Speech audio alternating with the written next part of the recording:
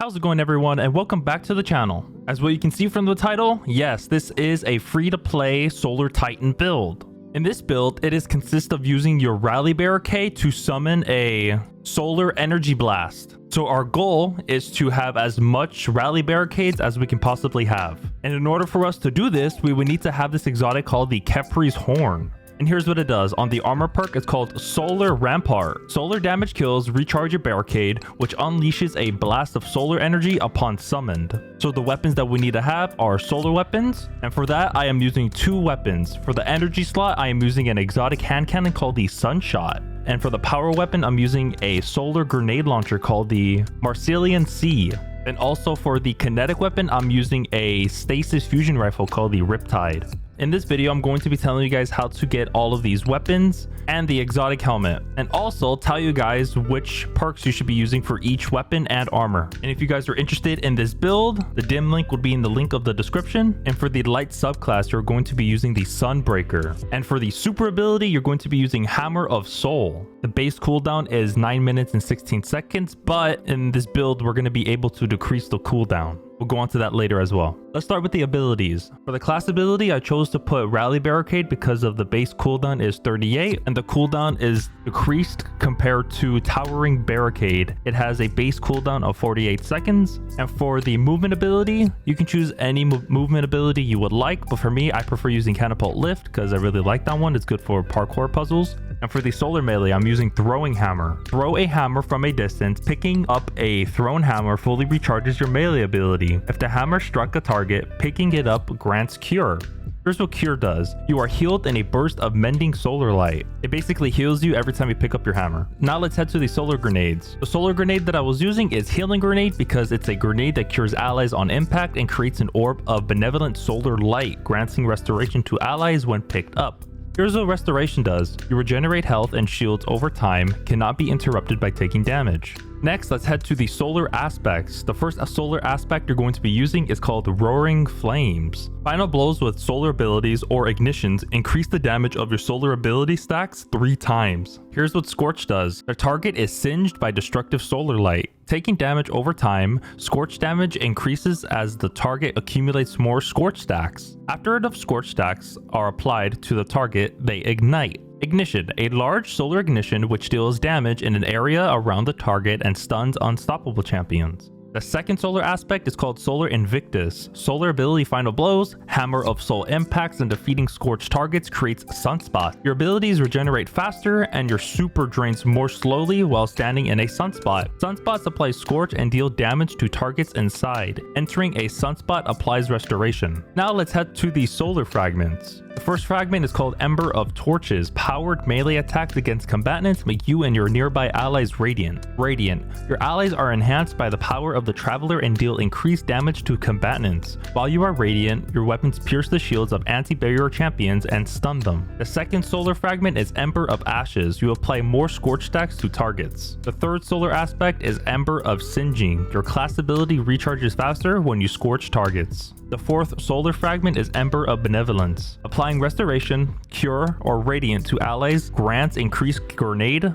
melee, and class ability regeneration for a short duration. And also, if you enjoyed these videos, be sure to hit that like button and also subscribe. The more people that subscribe to the channel motivates me to make more videos. Now let's head to the kinetic weapon. For the kinetic weapon, I'm using a stasis fusion rifle called the Riptide. You can get the stasis fusion rifle in the Crucible playlist. You can be able to focus decode the Riptide by purchasing it. It would cost 1 Crucible engram, 25 legendary shards, and 5,000 glimmer. If you cannot be able to purchase it, you would have to use the engrams from Shacks in order for you to discover it. And once you do discover it, you could be able to purchase it. And for the weapon perks you should be using for the Riptide is auto-loading holster. The holstered weapon is automatically reloaded after a short period of time. And the second weapon perk is Chill Clip. Direct hits with the top half of the magazine causes a detonation that slows nearby targets. The main perk you would need for this fusion rifle is Chill Clip because you can be able to stun overload champions and unstoppable champions just by using this fusion rifle. And for the exotic weapon that I was using is Sunshot. It's a solar hand cannon. And here's what the intrinsic trait is. It's called Sunburn.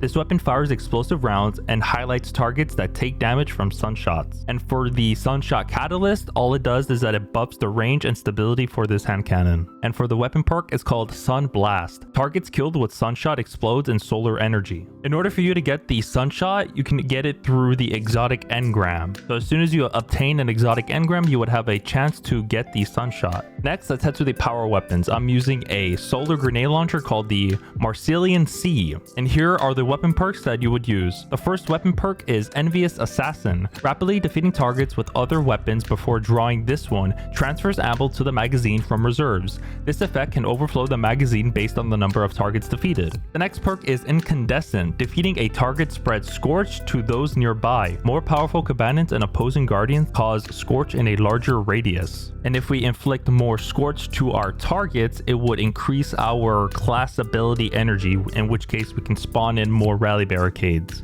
And how you can get this grenade launcher is by either opening open world drops, or you can go to Banshee in the tower. He would have a chance to sell it. Be sure to check out Banshee to see if he has his grenade launcher. Now let's head to the armor mods. The first armor mod I was using is Harmonic Siphon. Rapid solar weapon final blows creates an orb of power.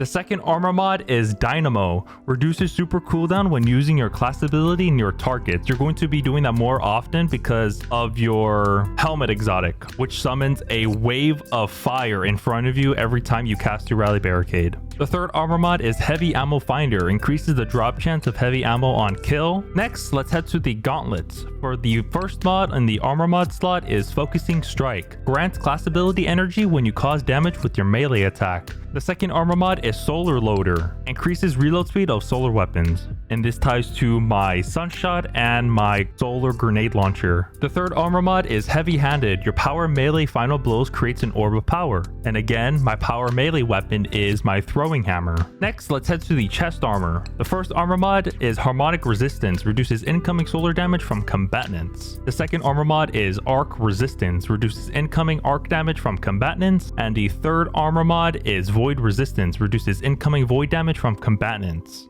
Now let's head to the leg armor. The first mod for the leg armor is Recuperation. Replenishes health each time you pick up an orb of power. And the second armor mod is Innervation. Reduces grenade cooldown each time you pick up an orb of power. And the third armor mod for the leg armor is Solar Weapon Surge. Your solar weapons gain a small bonus to damage while you have any armor charges. Your armor charges now decay over time. So it takes 10 seconds for one armor charge to decay. Last but not least, let's head to the Titan mark. For the first two armor mods I was using is Bomber. Reduces grenade cooldown when using your class ability. And the third and final armor mod is Reaper. After using your class ability, your next weapon final blow spawns an orb of power. And also, if you're interested in the seasonal mods this season, the first seasonal mod I was using is Authorized Mod Grenades. The armor energy cost of all armor mods affecting your grenades are significantly discounted. And the next seasonal mod is Authorized Mod Solar. The armor energy cost of all armor mods affecting your solar weapons are significantly discounted. And last but not least, for our last seasonal mod is Shatter Orbs. The first time you break a combatant shield, you create an orb of power if you break the shield with the matching damage type. And if you guys are interested in this build, the dim link will be in the link of the description. And I also have another free-to-play build, and it's for the Arc Hunter. And if you guys are interested in watching that video, click on the screen right now. If you guys enjoyed the video, be sure to hit that like button and also subscribe. I would greatly appreciate it because every single time everyone subscribes, it would greatly motivate me to make more Destiny 2 builds.